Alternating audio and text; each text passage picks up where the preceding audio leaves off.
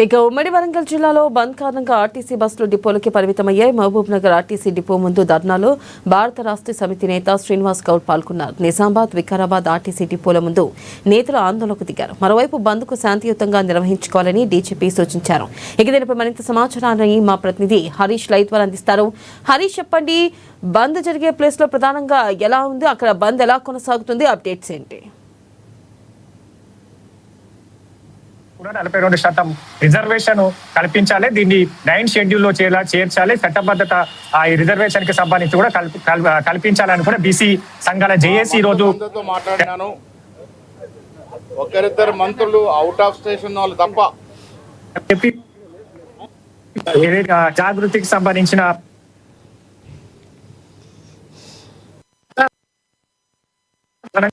ఉదయం నుంచే అయితే బస్సులన్నీ కూడా డిపోలకు పరిమితమయ్యాయి. ఇక్కడ కంటోన్మెంట్ కావచ్చు, ఉప్పల్ కావచ్చు, జేబీఎస్, ఎంజీబీఎస్ కి సంబంధించి కూడా అన్ని బస్సులకు సంబంధించి కూడా నగర వ్యాప్తంగా ఉన్న డిపోలన్నీ బస్సులకు సంబంధించి కూడా డిపోలకి పరిమితమయ్యాయి. ఇక స్వచ్ఛందంగా షాపులకు సంబంధించి కూడా మూసివేసిన పరిస్థితి అయితే కనిపిస్తా ఉన్నది. ఇక ముఖ్యంగా బంద్కు సంబంధించిన కాంగ్రెస్ పార్టీ ఏదైతే రిజర్వేషన్ 42% రిజర్వేషన్ బీసీలకు స్థానిక సంస్థల్లో కల్పించాలని ఆర్డినెన్స్ తెచ్చింది. దాని తర్వాత గవర్నర్ కి సంబంధించి కూడా బిల్లు పంపింది. తర్వాత ఇక గవర్నర్ వద్ద కూడా ఈ పెండింగ్ కి సంబంధించిన బిల్లు పెండింగ్ ఉంది. ఇక ఆ బిల్లుకు సంబంధించి కూడా రాష్ట్రపతికి పంపించడం జరిగింది. మొత్తంగా రాష్ట్రపతి వద్ద ఇక నెలకు పైగా కూడా బిల్లు పెండింగ్ లో ఉన్నది కాబట్టి ఇక జీవో 9 తీసుకొచ్చింది. జీవో 9 ద్వారా స్థానిక సంస్థల ఎన్నికలకు 42% రిజర్వేషన్ కల్పించేందుకు అక్కడ 9 తీసుకొచ్చింది. దానికి కోర్టులో సంబంధించి కూడా రిట్ పిటిషన్ వేయడం జరిగింది. అది నిలిపివేయడం జరిగింది, స్టే విధించారు. మొత్తంగా ఇప్పుడు సంబంధించి కూడా 42% మాకు ఖచ్చితంగా రిజర్వేషన్లు కావాలి. 42% సంబంధించి కూడా కేంద్ర ప్రభుత్వం దిగి రావాలి. దీనికి సంబంధించి 9 షెడ్యూల్లో చేర్చాలని కూడా ప్రధానమైన డిమాండ్ తో ఈరోజు బీసీ సంఘాలు బంద్కు పిలుపునిచ్చాయి. ముఖ్యంగా ఏదైతే ఈ నగర వ్యాప్తంగా కూడా స్వచ్ఛందంగా బంద్ పాటిస్తా ఉన్నారు.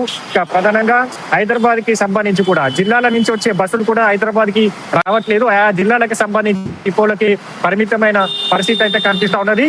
ఇక ఈ బంద్కు సంబంధించి అన్ని పార్టీలు మద్దతు తెలపడంతో ఇక శాంతి భద్రతలు విఘాతం కలగకుండా పోలీసులు ఎప్పటికప్పుడు పర్యవేక్షణ చేస్తా ఉన్నారు.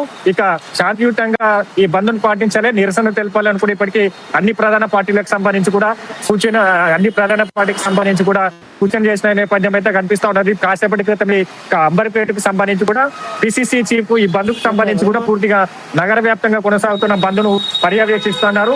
ఇక ప్రధానంగా 42% రిజర్వేషన్లు తీసుకొచ్చేదాకా కూడా పట్టు విడిచేది లేదు. ఇక బీసీ సంఘాల జేఏసీ నేతలు ఆర్ కృష్ణయ్య కావచ్చు, జాజుల శ్రీనివాస్ గౌడ్ కావచ్చు, జేబీఎస్ దగ్గర వాళ్ళు ధర్నాలో పాల్గొన్నారు.